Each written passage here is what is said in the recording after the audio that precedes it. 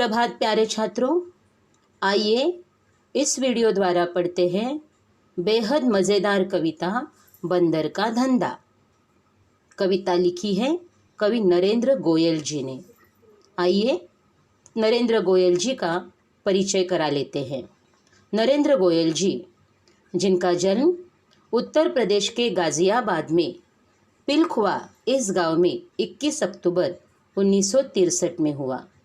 गीतमाला, गीत गंगा, गीत सागर, झूला झूले, चींच चिड़िया आदि उनकी रचनाएं प्रसिद्ध है। नरेंद्र गोयल जी, आप बाल मनोवैज्ञानिक के ज्ञाता माने जाते हैं।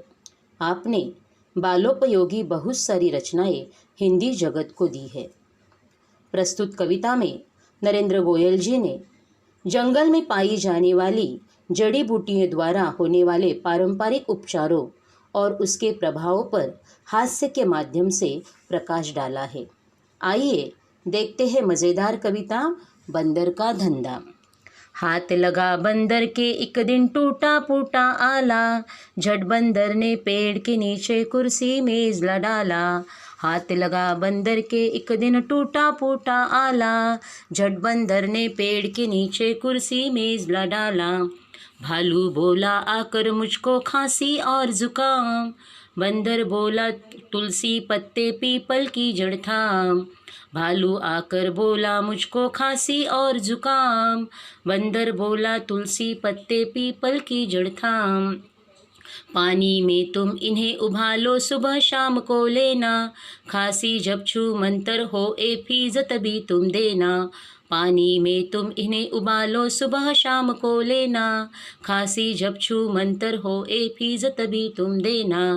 बिल्ली बोली मुझको आया 104 बुखार, मैं शिकार पर कैसे जाऊँ जल्दी इसे उतार। बिल्ली बोली मुझको आया 104 बुखार, मैं शिकार पर कैसे जाऊँ जल्दी इसे उतार।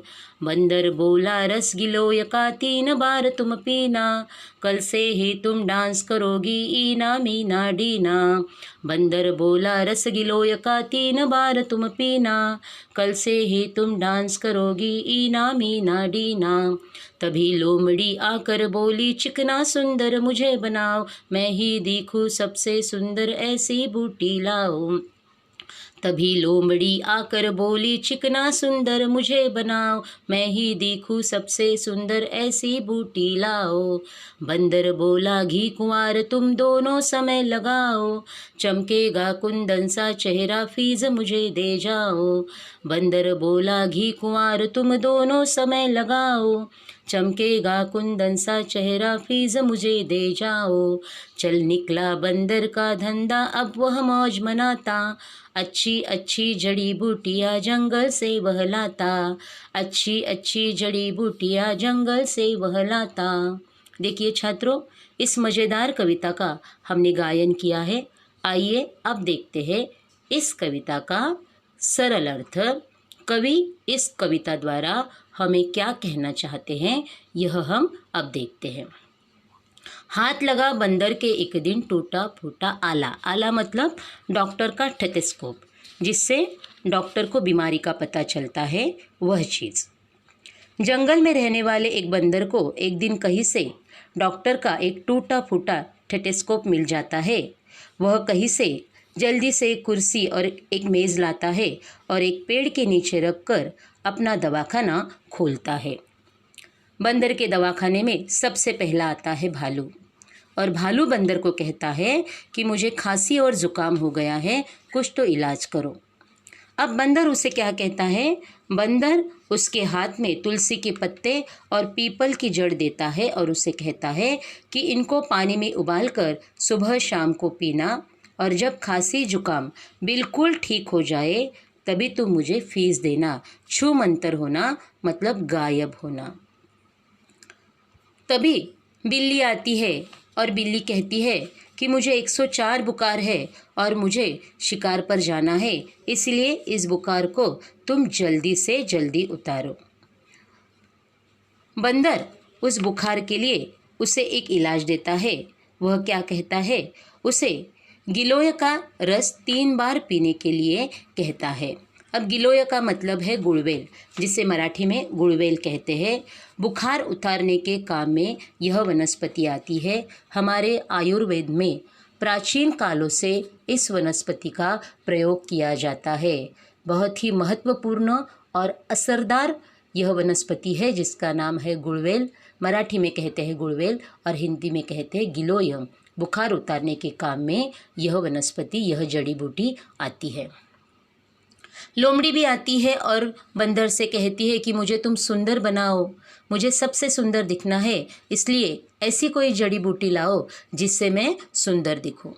तब बंदर उसे कहता है कि तुम घी कुंवार दोनों समय लगाओ, और घी कुंवार लगाने से तुम्हारा चेहरा कुंदन सा चमकेगा। कुंदन मतलब सोना। अब घी कुंवार का मतलब क्या है? घी कुंवार का मतलब है कोरफड़। देखिए, चित्र को देखते ही आप इस वनस्पति को, इस जड़ी बूटी को पहचान गए होंगे। शायद आपके घर में भी यह वनस्पति होगी, यह जड़ी बूटी होगी, यह आपके आजू बाजू में भी आपको इस जड़ी बूटी को आपने देखा होगा। मराठी में इसे कोरफड़ कहते हैं, आयुर्वेद में इसे घी कुंवार और धृत कुमारी कहते हैं। त्वचा के अनेक रोगों में यह घी कुंवार इस्तेमाल किया जाता है, प्रयोग में लाया जाता है, और बड़े असरदार तरीके से इसका इलाज में प्रयोग करते हैं। और यह वाकई में एक प्रभावी जड़ी बूटी है, जो त्वचा के हर एक रोग के इलाज में काम आती है। इस तरह से बंदर का धंधा अच्छी तरह से चलने लगा है, उसकी डॉक्टरी अच्छी तरह से चलने लगी है, और वह नित्य जंगल में जाता है, अच्छी अच्छी जड़ी बूटियाँ लेकर आता है और खूब मौज मनाता है। देखिए बच्चों, यह कविता मनोरंजक लगती है, मगर इस कविता में कवि ने वन्य प्राणियों के माध्यम से जड़ी बूटियों के लाभों के बारे में हमें बताया है। यकीनन कविता उद्देश्यपूर्ण है। उद्देश्य के साथ यहाँ पर आपका मनोरंजन भी हो रहा है।